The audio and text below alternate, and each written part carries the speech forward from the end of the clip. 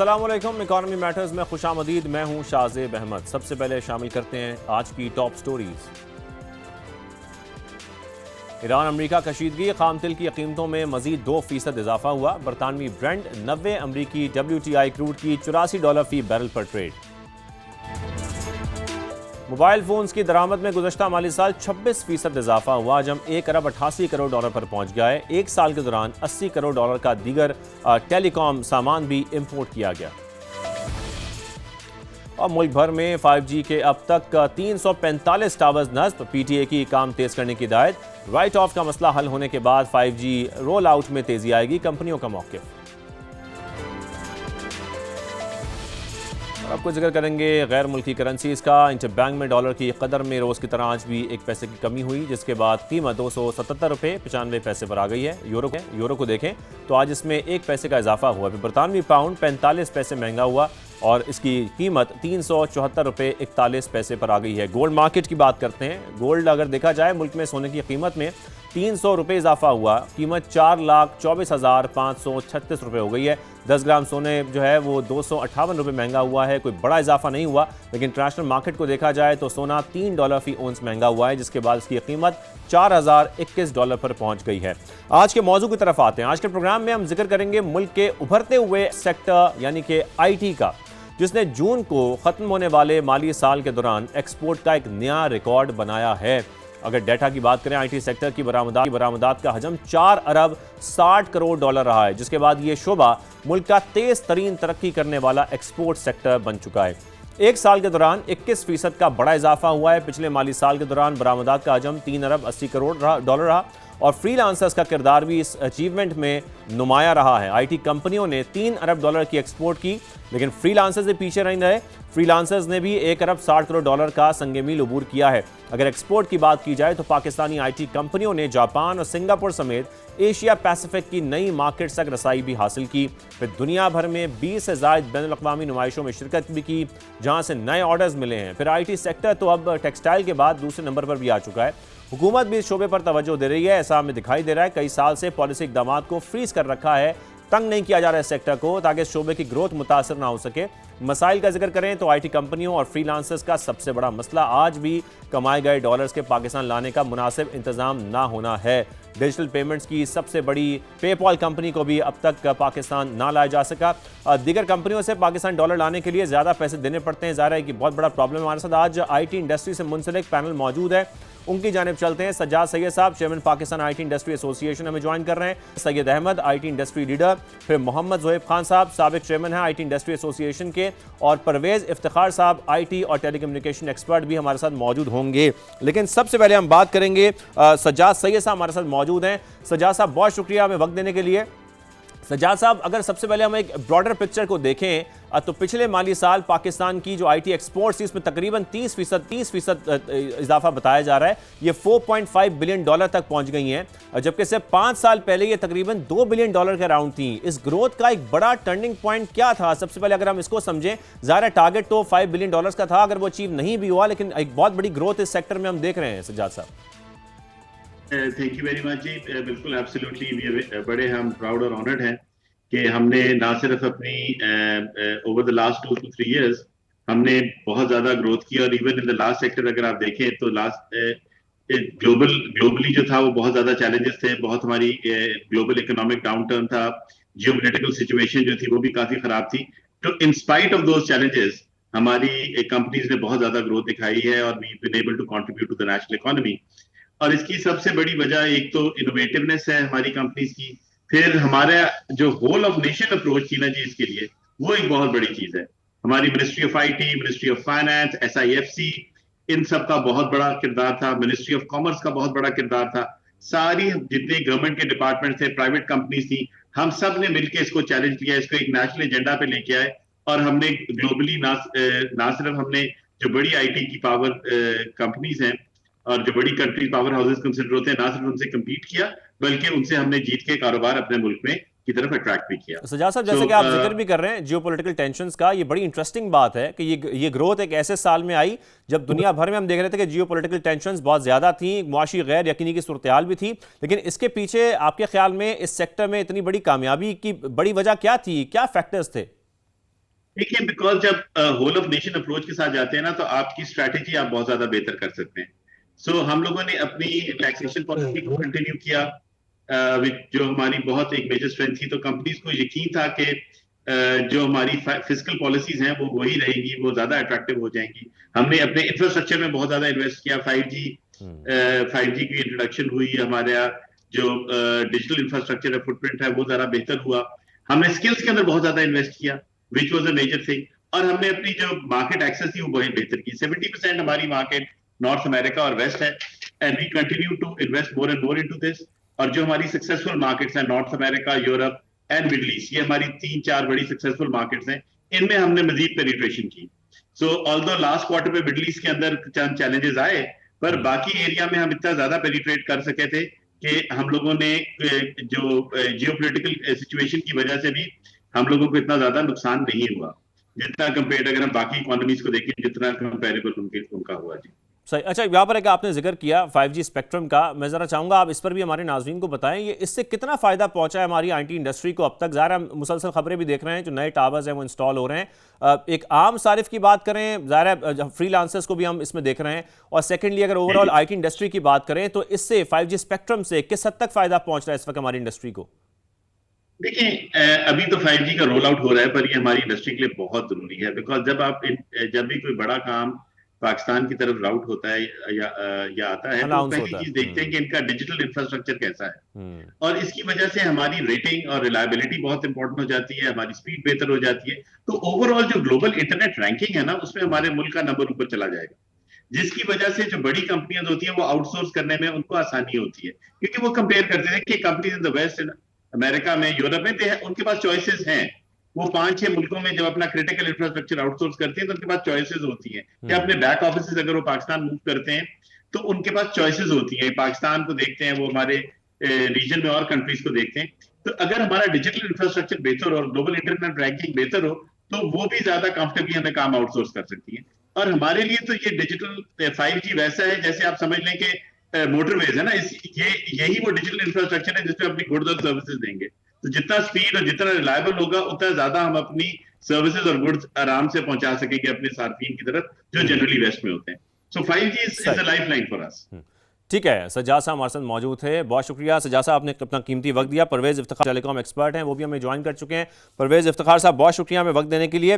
परवेज़ इफ्तिखार साहब, अगर ओवरऑल हम इस वक्त जो बात कर रहे हैं, ख़ासतौर पर जो आईटी इंडस्ट्री है, इसमें हम ग्रोथ तो देख रहे हैं, अगर मैं बात को यहाँ से आगे बढ़ाऊँ कि इस ग्रोथ का जो क्रेडिट है वो ज़्यादा किसको जाता है, ताकि हम ग्रोथ कैसे आई है ये समझ सकें। क्योंकि ज़ाहिर गवर्नमेंट की पॉलिसीज़ भी हैं, कुछ इंसेंटिव्स भी गवर्नमेंट की जानब से दिए गए, इसको फ्रीज भी रखा गया, फिर प्राइवेट सेक्टर भी था, या फिर हम ये कहें कि फ्रीलांसर्स की अपनी मेहनत थी, या जो इंटरप्राइजेज हैं, छोटी इंटरप्राइजेज हैं या आईटी कंपनीज हैं, ये उनकी मेहनत थी, इसकी वजह से हम देख रहे हैं कि एक्सपोर्ट्स हमारे बहुत ज़्यादा इजाफा हुआ।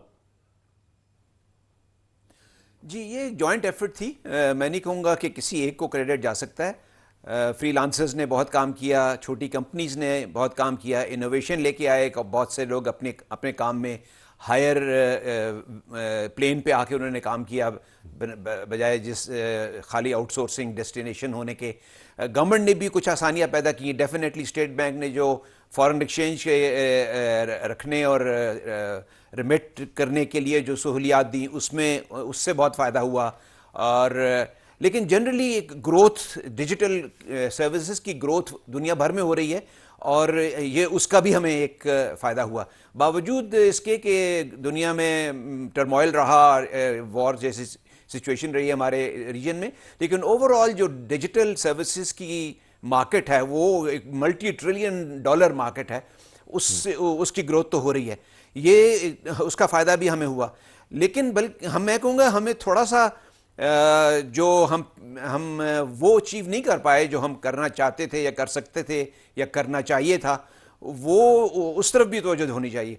हम 5 बिलियन को टच कर जाना चाहिए था हमें इस साल, जो कि पता नहीं हो सका किसी वजह से, क्योंकि हम चाह रहे हैं कि एक डिक्लेयर टारगेट है हमारा कि 2030 तक हम 15 बिलियन तक अपने एक्सपोर्ट को किस वजह से ये जो $5 बिलियन का टारगेट रखा गया था, अगर ज़ाहिर है सब चीज़ें देखकर ये टारगेट रखा गया होगा, लेकिन क्या वजूहात हैं कि ये अचीव नहीं हो सका? कुछ बुनियादी इसके पीछे कुछ ऐसे फैक्टर्स हैं? जी, बुनियादी फैक्टर्स कोई ये नहीं है जो कि अभी नए हैं, ये पुराने फैक्टर्स हैं। इंफ्रास्ट्रक्चर की कमी है, फॉर एग्जांपल पिछले सालों में इतना इंफ्रास्ट्रक्चर में इन्वेस्ट नहीं हुआ जितना कि होना चाहिए था, जिसकी वजह से हमारी फाइबर पेनिट्रेशन बहुत कम है, स्पेक्ट्रम की बहुत कमी रही, 4G में भी, 5G तो अब आया है, अभी 4G अभी आपको जानते होंगे कि हमारा 4G को इतना अच्छा परफॉर्म नहीं करता बड़े शहरों के बाहर। उसकी वजह लैक ऑफ स्पेक्ट्रम थी, जो कि अभी खैर चंद माह पहले स्पेक्ट्रम तो रिलीज कर दिया गया है। लेकिन और बहुत सी मुश्किलात, मिसाल के तौर पर taxation, very high taxation on telecommunication services. अगर आप यूज़र हैं एक टेलीकॉम सर्विस के और आप 100 रुपए का वो लोड करवाते हैं तो 34.5 रुपए तो गवर्नमेंट के टैक्सेस में चला हमारे जाता है। हर सेक्टर से यही इसी तरह शिकायत अगर और यही आप तहफ़्फ़ुज़ात सामने आते हैं कि जो टैक्सेशन का निज़ाम है, जो टैक्सेशन का स्ट्रक्चर है, उसकी बेहतरी बहुत ज़रूरी है। हमारे साथ ही मौजूद रहिए IT इंडस्ट्री लीडर हैं सैयद अहमद साहब, वो भी हमें ज्वाइन कर चुके हैं, और मोहम्मद ज़ुहैब खान साहब अभी हमारे साथ मौजूद हैं, एक्स चेयरमैन पाशा हैं। अब ज़ुहैब खान साहब, मैं आपकी जानिब आऊँगा, जो ओवरऑल हम IT इंडस्ट्री की परफॉर्मेंस देख रहे हैं, ज़ाहिर है वो बड़ी मुतासर कुन है। जो हम देख रहे हैं कि टारगेट अचीव अगर $5 बिलियन का नहीं भी हुआ, लेकिन उसके बावजूद ये बड़ी अच्छी परफॉर्मेंस है। जो इजाफा हम हर साल देख रहे हैं, 2021 से अगर हम शुरू करें और अब तक देखें तो ये बहुत बड़ा इजाफा है कि $2 बिलियन से आज हम $4.6 बिलियन पर खड़े हैं। लेकिन ये कहा जाता है कि अगर हम पाकिस्तान के खासतौर पर मसाइल की बात करें, कि पाकिस्तान में शायद IT एक वाहिद सेक्टर है जहां गवर्नमेंट ने मुसलसल कुछ टैक्स इंसेंटिव्स और सपोर्ट दी है। कितनी सपोर्ट रही है, खासतौर पर अगर हम गवर्नमेंट के हवाले से बात करें तो? Thank you very much. मैं सबसे पहले इस पे ये जरूर जिक्र करना चाहूंगा कि $4.6 बिलियन हमारी export as per state bank है। ओरिजिनल एक्सपोर्ट हमारी काफ़ी ज़्यादा है। उसकी बुनियादी वजह ये कि रिपैट्रिएशन अभी भी हमें डिजिटल बैंकिंग के ज़रिए नहीं दिया गया है, जो कि फ्रीलांसर और IT कंपनीज जो हैं बाहर के अकाउंट्स पेनियर यूज़ करके वहाँ पैसे रख के वर्चुअल अकाउंट्स में रिपैट्रिएट आसानी से करती हैं। 3 साल पहले स्टेट बैंक ने ये ऑर्डिनेंस जारी कर दिया था, उनका सर्कुलर आ गया था कि डिजिटल जिस वक्त $50 रिटेन अलाउ हुआ था, जिस वक्त कॉर्पोरेट डेबिट कार्ड अलाउ हुआ था, उसी वक्त ये भी अलाउ किया गया था कि पाकिस्तान के IT कंपनीज और बिजनेसमैन को दुनिया भर में बैंक अकाउंट में रिपेट्रिएशन आसानी से दी जाती है। तो पाकिस्तान में भी रिपेट्रिएशन ऑफलाइन जरिए, मतलब फॉर्म साइन करके ना दें, डिजिटल बैंकिंग के जरिए दी जाए, जो अभी तक इम्प्लीमेंट नहीं हुआ। अगर वो भी हो जाता है तो ये आसानी से हम 1-2 बिलियन ऊपर लेके जा सकते हैं। दूसरी बात, ये कैसे हुआ?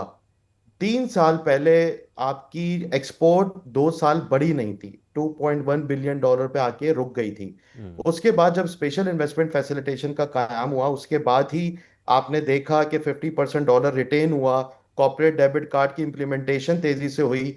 5-6 ममालिक में, खासतौर पे सऊदी अरब में, हम जब SIFC के साथ पाशा MOITT डेलीगेशन लेके गए, उस वक्त से 15 से 20 IT कंपनी रजिस्टर्ड थी, जो इस वक्त 100 से ज्यादा पाकिस्तानी IT कंपनीज वहां फॉर्म हो चुकी हैं। फिर इन 2 सालों में मिडिल ईस्ट के कतर, सऊदी अरब, UAE, फिर US में इन 2 सालों में बड़ा काम हुआ है। सबसे बड़ी चीज होती है ब्रांडिंग। पाकिस्तान हिस्टोरिकली IT की ब्रांडिंग नहीं कर पाता था। We were very famous on, हमारे आम अच्छे हैं, हमारा टेक्सटाइल अच्छा है, हमारे गारमेंट्स अच्छे हैं। इन 2-3 सालों में जो हुकूमत ने, खासतौर पे पाकिस्तान सॉफ्टवेयर एक्सपोर्ट बोर्ड ने with the support of SIFC and MOITT जो ब्रांडिंग की है, इसका बड़ा इम्पैक्ट हुआ है। कनाडा में, डबलिन बड़ा में, इम्पैक्ट आ रहा है। मिडिल ईस्ट में बहुत लेवल पे टेक डेस्टिनेशन पाकिस्तान की प्रमोशन हुई है। इससे फायदा directly indirectly freelancers, IT companies, startups और हमारे इकोसिस्टम को हुआ है। पहले बिल्कुल लोग सही। समझते नहीं थे कि पाकिस्तान IT में भी बहुत कुछ कर सकता है। And I think continuity of policy इस साल बिल्कुल, कंटिन्यूटी ऑफ 0.25% पॉलिसी और इस अप्रूव हुआ। पोटेंशियल को समझते हुए फैसिलिटेट अगर इस सेक्टर को किया जाएगा तो जाहिर है पोटेंशियल हमें बहुत दिखाई भी देता है। सैयद अहमद साहब, आपकी जानिब आऊंगा। जाहिर है इस वक्त अगर हम हुकूमत के रेफरेंस से बात करें, डिजिटल पेमेंट्स का एक बहुत बड़ा प्रॉब्लम है, डॉलर्स को वापस यहाँ पर लेके आना। लेकिन साथ में IT इंडस्ट्री, अगर अक्सर जो कैपिटल गेन टैक्स है और जो दीगर रेगुलेटरी मामलात हैं, इस पर हम देखते हैं कि अक्सर तहफ़्फ़ुज़ात का इज़हार किया जाता है। क्या यही एक बड़ी वजह है कि जब हम देखते हैं कि बड़ी इन्वेस्टमेंट जो FDI का जब हम जिक्र करते हैं, वो इससे इम्पैक्ट, उसका इफेक्ट हो रही है और वो मुतासर हो रही है? हम बड़ी इन्वेस्टमेंट अब तक नहीं देख रहे IT इंडस्ट्री के अंदर। जी, मैं तो ज़ाती तौर पे इतना इस वक्त ऑप्टिमिस्टिक नहीं हूँ IT सेक्टर की एक्सपोर्ट्स ग्रोथ को लेके या FDI।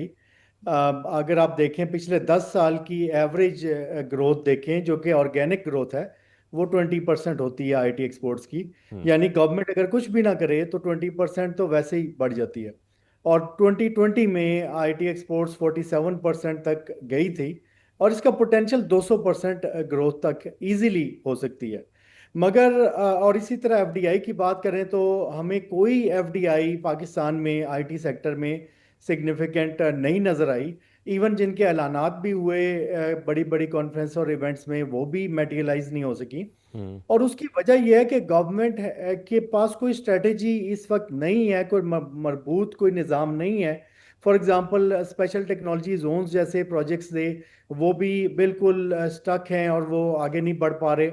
इसी तरह जो स्ट्रक्चरल मसाइल हैं टैक्सेशन की आपने बात की, फॉर एग्जांपल पेरोल टैक्स का बहुत बड़ा मसला है इस वक्त, कि जहाँ पे कोई एम्प्लॉयज़ इस वक्त कंपनीज में काम करने को तैयार नहीं है, क्योंकि उन पे 35% टैक्स लगता है, जबकि फ्रीलांसिंग में वो बगैर टैक्स के 0.25% पे काम करते हैं। तो इस तरह के बड़े बड़े मसाइल हैं जिसकी वजह से ना तो मल्टीनेशनल्स पाकिस्तान में आने को तैयार हैं, बल्कि जो बैठी हुई हैं 18 मल्टीनेशनल कंपनियां, ये भी पाकिस्तान छोड़ने की बातें करती हैं, बिकॉज अनफॉर्चुनेटली वो जो टैक्सेशन का स्ट्रक्चर है, कंप्लायंस के लिए मसले हैं और जो स्ट्रक्चरल इश्यूज हैं, उससे गवर्नमेंट ने मुंह मोड़ा हुआ है और आंखें बंद की हुई हैं। और अनफॉर्चुनेटली आईटी सेक्टर को भी ये बड़ी इनफॉर्मल अहम निशानदेही आपने की है, जो स्ट्रक्चरल रिफॉर्म्स हैं वो कितने ज़रूरी हैं आईटी सेक्टर के अंदर भी। परवेज साहब, अगर हम इसी बात को ज़रा आगे बढ़ाएं, ये बात बिल्कुल दुरुस्त है जैसे कि फरमा रहे हैं सैयद साहब भी, कि हम ये देखते हैं कि मुसलसल जो हमारे फ्रीलांसर्स हैं वो सर्विसिंग की तरफ रहते हैं और सर्विसेज की हमारी एक्सपोर्ट्स बढ़ जाती है, लेकिन बाकायदा तौर पर जब स्टार्टअप्स की बात आती है या स्मॉल एंटरप्राइजेस की बात आती है, इस तरफ नहीं बढ़ते। और उसकी बड़ी वजह यही होती है कि ज़ाहिर है वो सारी रेगुलेशंस, वो सारी जो हमारी टैक्सेशन के स्ट्रक्चर हैं वो इस किस्म के हैं कि वो उसको अवॉइड करते हैं, कोशिश करते हैं कि फ्रीलांसर्स के हम फ्रीलांसिंग की तरफ ही रहें और इसी तरह के पैसे कमाते रहें। आपको भी यही लगता है?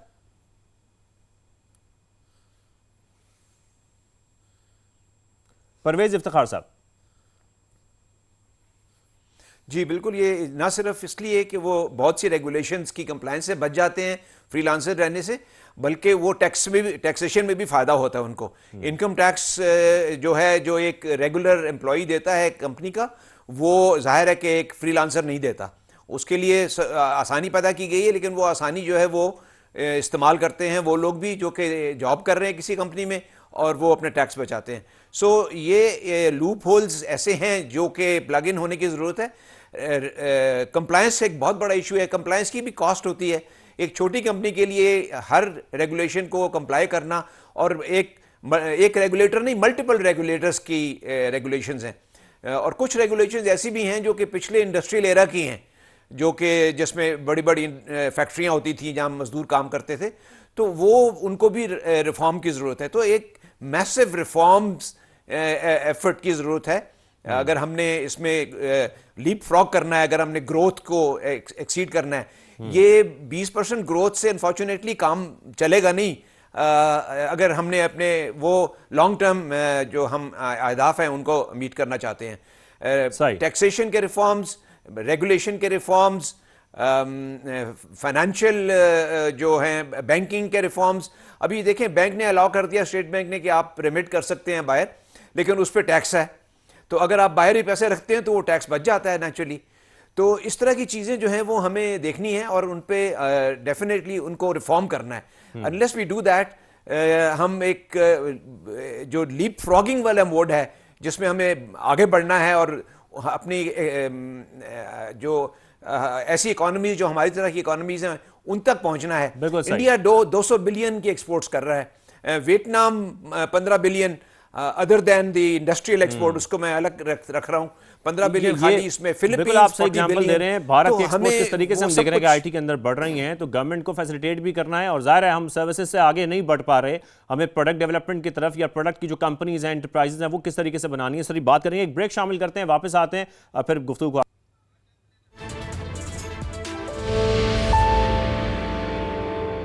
Welcome back. बात हो रही है आईटी इंडस्ट्री के हवाले से, किस तरीके से हम आईटी इंडस्ट्री में आगे बढ़ सकते हैं। ज़ुहैब साहब, मैं आपकी जानिब आऊँगा, और क्योंकि ब्रेक से पहले हम यही बात कर रहे थे कि पाकिस्तान में आज भी ज़्यादातर जो आईटी कंपनीज या फ्रीलांसर्स हैं वो सर्विसेज एक्सपोर्ट्स करते हैं, और दुनिया की जो बड़ी टेक कंपनीज हैं वो प्रोडक्ट बेस्ड मॉडल पर काम करती हैं, हमें दिखाई देती हैं, लेकिन हम ये प्रोडक्ट डेवलपमेंट की तरफ अब तक नहीं जा पा रहे हैं। इसकी बड़ी और बुनियादी वजूहात क्या हैं? जी थैंक यू वेरी मच। ये देखें, सबसे पहले इकोसिस्टम की बात है। पाकिस्तान में अभी भी हमारे पास बड़ी प्रोडक्ट कंपनी है। 8 आउट ऑफ 10 मोबाइल जो ऑटोमोबाइल इंडस्ट्री है गाड़ियों की, उसमें car leasing system made in Pakistan चल रहा है, जो कि लाहौर से एक बहुत बड़ी कंपनी आईटी की इसको मैनेज कर रही है। इसी तरह कराची में एक कंपनी है जिसकी प्रोडक्ट है जो कि यूएई का नेशनल पेमेंट गेटवे मैनेज कर रही है।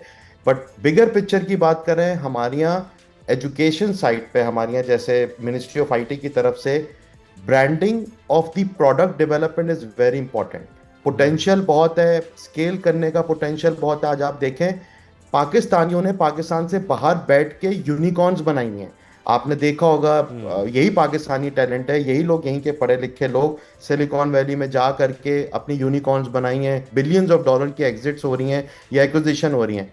यहाँ पे इकोसिस्टम का आप देखें, इससे पहले हमारी नॉलेज इकोनॉमी पे बात नहीं हुआ करती थी। आज से कुछ साल पहले इंडस्ट्रियल माइंडसेट था, हम लोग फैक्ट्रीज, एक्सपोर्ट, इंपोर्ट, इन चीज़ों में, ट्रेड में लगे होते थे। इस वक्त इकोसिस्टम में प्रोडक्ट डेवलपमेंट आपने जिक्र किया, ब्रांडिंग और प्रोडक्ट डेवलपमेंट आपने जिक्र किया, बहुत अहम चीज़ है। क्योंकि हमारी देखें, एम्बेसीज का भी बहुत बड़ा किरदार है पाकिस्तान की आईटी प्रोडक्ट्स को प्रमोट करने का। हिस्टोरिकल इतने सालों से हमने आम को प्रमोट किया, हमने टेक्सटाइल को प्रमोट किया, which is good. But unfortunately आज भी 4-5 एम्बेसीज के अलावा हमारी कुछ ऐसी एम्बेसडर्स हैं जो कि आईटी को बहुत अच्छे तरीके से समझते हैं, प्रमोट कर रहे हैं। सऊदी अरब हो गया, यूएई हो गया, यूएई के एम्बेसडर रशिया चले गए, यूएस में जो हमारे एम्बेसडर हैं। ऐसे ही अगर हमारी एम्बेसी और ट्रेड, जो ट्रेड के लोग होते हैं, आपके मिनिस्ट्री ऑफ कॉमर्स के ट्रेड अटैचीज होते हैं, एम्बेसडर्स होते हैं, Right. उनका एक बहुत बड़ा किरदार है पाकिस्तान की प्रोडक्ट्स को या सर्विसेज को दुनिया भर में, उन मुल्कों में प्रमोट करना। That is very right. उसकी पाकिस्तानी- प्रमोशन करना, उसकी प्रोजेक्शन अच्छी करना, ज़ाहिर है उससे बहुत बड़ा डिफरेंस आता है। अहमद साहब, मैं आपकी जानब आऊँगा। ज़ाहिर है अभी जिक्र भी कर रहे थे ज़ोहेब साहब, और ये भी बड़ा इंपॉर्टेंट फैक्टर है कि किस तरीके से अपने जो नौजवान हैं उनको हमने एजुकेट भी करना है। नौजवान जो फ्रीलांसर्स हैं उनकी अपस्किलिंग होती रहनी चाहिए, ये भी बहुत ज़रूरी है। फिर सबसे ज़्यादा इस वक्त किस चीज़ की ज़रूरत है? हम टेक्निकल स्किल्स देखते हैं, बिजनेस सेंस इस वक्त हमारे नौजवानों में कितनी है, फिर इंटरनेशनल मार्केट को समझना भी उनके लिए कितना इंपॉर्टेंट है, और क्या इस वक्त जो हमारी यूनिवर्सिटीज़ हैं, इंस्टीट्यूट्स हैं, वो और इंडस्ट्री के दरमियान जो इस वक्त स्किल गैप है, आपको लगता है कि उसको भी बहुत कम करने की ज़रूरत है? देखिए, आपने बहुत रेलेवेंट जगह पे निशानदेही की। इस वक्त दुनिया में पास्ट 2 ईयर से जो एआई का एक बहुत बड़ा रेवोल्यूशन आ चुका है दुनिया में, उसने बहुत सारी चीज़ों को इररेलेवेंट कर दिया है, और अब हमें रीथिंक करने की ज़रूरत है सारा कुछ। दैट इंक्लूड्स कि हमारी जो बेसिक एजुकेशन सिस्टम है, अब वो भी रेलिवेंट नहीं है। और हमारी जो ग्रेजुएट्स हैं, लाखों की तादाद में बच्चे इस वक्त मार्केट में आ रहे हैं, और दूसरी तरफ इस वक्त एआई की वजह से बहुत सारी कंपनीज जॉब कट कर रही हैं, और ये बहुत बड़ा एक गैप बनने जा रहा है, क्राइसिस बनने जा रहा है, जिसको अभी तक गवर्नमेंट रिकग्नाइज नहीं कर रही। मेरे ख्याल में एक तो हमें फौरी तौर पे हंगामी बुनियादों पे अपना higher education system as well as जो डेवलपमेंट के फ्रेमवर्क्स हैं उनको रीथिंक करना पड़ेगा एआई के दौर में। दूसरा ये कि हमारे पास जो इस वक्त आपने कहा प्रोडक्ट्स डेवलप नहीं हो रही, तो हमारे पास जो मेक इन पाकिस्तान के हवाले से पॉलिसीज़ लेके आने की ज़रूरत है, जहाँ पे हम स्टार्टअप्स को एनकरेज करें, प्रोडक्ट डेवलपमेंट कंपनीज़ को एनकरेज करें कि लोकल प्रोडक्ट्स उनसे ख़रीदी जाएं, मार्केट में डिप्लॉय की जाएं। इस वक्त अनफॉर्चुनेटली हम प्रेफर करते हैं कि या तो सरकारी इदारे खुद से डेवलपमेंट कर लें, या बाहर से कोई टेक्नोलॉजी ख़रीद ली जाए, जिसकी वजह से हमारी लोकल सॉफ्टवेयर डेवलपमेंट या प्रोडक्ट्स बन नहीं पाती। और दूसरा ये कि यहाँ पे ईज ऑफ डूइंग बिजनेस नहीं है, जिसकी वजह से कंज्यूमर्स नहीं। आपने देखा कितनी स्टार्टअप्स पाकिस्तान में फेल हो चुकी हैं, बिकॉज यहाँ पे बिजनेस करने का माहौल बहुत टॉक्सिक है, और इसके लिए बाहर जाके तो कामयाब हुआ जा सकता है, मगर पाकिस्तान में बिजनेस के हालात ऐसे हैं कि यहाँ कामयाबी। बिल्कुल अहमद साहब, ये अब हमारे शो में आप पहले भी जिक्र बिल्कुल कर चुके हैं कि हमारे जो ये जो इन्वायरमेंट है जिसको आप टॉक्सिक भी कह रहे हैं, ज़ाहिर है इसको हमें ज़रा ईज़ करने की ज़रूरत है कि ईज़ ऑफ डूइंग बिजनेस जितना होगा उतना हमारी हर सेक्टर के लिए बेहतर है। मैं परवेज साहब आपकी जानब भी आऊँगा, लेकिन ज़ोहेब साहब एक कमेंट में इस पर आपका ज़रूर चाहता हूँ। ज़ाहिर है जब हम एआई की बात कर रहे हैं, अभी अहमद साहब ने भी जिक्र किया, एआई के दौर में हम देखते हैं कि ज़ाहिर है टूल्स का इस्तेमाल तो हो रहा है, बहुत ज़्यादा हो रहा है, इस वक्त हमारे नौजवान कर रहे हैं, फ्रीलांसर्स भी बहुत ज़्यादा इसका इस्तेमाल कर रहे हैं, लेकिन हमें अपने जो एआई जो प्रोडक्ट्स हैं या प्लेटफॉर्म्स हैं वो भी अब बनाने की तरफ जाना चाहिए, कुछ आगे बढ़ना चाहिए। ज़ाहिर है जब तक उस किसी भी सेक्टर में ग्रोथ नहीं आएगी, किसी भी हम प्लेटफॉर्म को लेकर उसको ड्रैग करते रहेंगे, जब तक तो कोई फ़ायदा नहीं है। जी बिल्कुल, आपकी बात दुरुस्त है। इस वक्त इतनी चीज़ें आसान हो रही हैं एआई की वजह से, क्लाउड ले लें या कर्सर.ai या बाकी प्लेटफॉर्म्स ले लें। आई थिंक आईटी स्किल्स में हुकूमत ने जो इतना पैसा डेडिकेट किया हुआ है, मैं उसकी डिटेल में नहीं जाऊंगा, बट मेरी नज़र में अगर कुछ हिस्सा आईटी स्टूडेंट्स को उसका क्रेडिट दे दिया जाए ताकि वो उस क्रेडिट को इस्तेमाल करके इस वक्त नए एआई के टूल्स और प्लेटफॉर्म्स को यूज करके अपनी प्रोडक्ट डेवलपमेंट या सर्विसेज में इस्तेमाल करें, तो ये आईटी यूथ के लिए एक बहुत बड़ा एहसान होगा कि एक पर्टिकुलर हिस्सा गवर्नमेंट फंड से उसमें एलोकेशन और उस पर आरओआई इस तरह देखी जाए कि इसका रिजल्ट इस पे product development, made in Pakistan promotion पे इन चीज़ों को मैनेज किया जा सके। बहुत तेजी से चीज़ें इस वक्त चेंज हो रही हैं एआई को लेते हुए। इस वक्त आप देखें और ज़ोहेब साहब, अगर हमने अडॉप्शन नहीं की तो रीजनली भी या ग्लोबली भी हम बहुत पीछे रह जाएंगे। ज़ाहिर हम अपने आसपास के ममालिक को देखते हैं।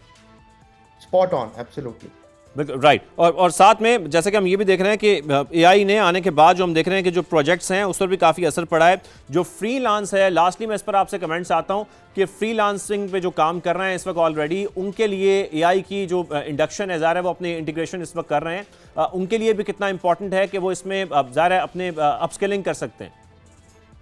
देखें, ये फ्रीलांसर्स का हम शुरू से बीइंग अ पाशा या आईटी इंडस्ट्री, फ्रीलांसर शुरू में स्टार्ट करने के लिए होते हैं, इवेंचुअली उनको अपनी कंपनी फॉर्म करनी पड़ती है। आज आप देखें एआई, ये फ्रीलांसर के जो दो बड़े प्लेटफॉर्म थे, आपका अपवर्क हो गया, आपका बाकी तीसरा, उनका शेयर वैल्यू, उनकी रेवेन्यू ड्रास्टिकली गिरी। उसकी वजह ये है कि फ्रीलांसर्स पाकिस्तान को हम इतना प्रमोट तो करते थे, पर इनका फ्यूचर तभी है जब ये एंटरप्राइज कंपनीज बनाएंगे, प्रोडक्ट्स बनाएंगे, 4-5 फ्रीलांसर्स मिलकर अपनी कंपनी एंटरप्राइज की तरफ सोचेंगी। जब तक स्टार्टअप नहीं होंगे, अपनी एंटरप्राइज नहीं बनाएंगे, इस तरफ नहीं जाएंगे, तो ज़ाहिर है उसमें हम ग्रोथ के साथ ही मौजूद रहिए। परवेज साहब, मैं ब्रेक के बाद आपकी जाने पाऊंगा, टेलीकम्युनिकेशन के ऊपर हम खास तौर पर बात करेंगे, हमारे साथ ही मौजूद रहिए।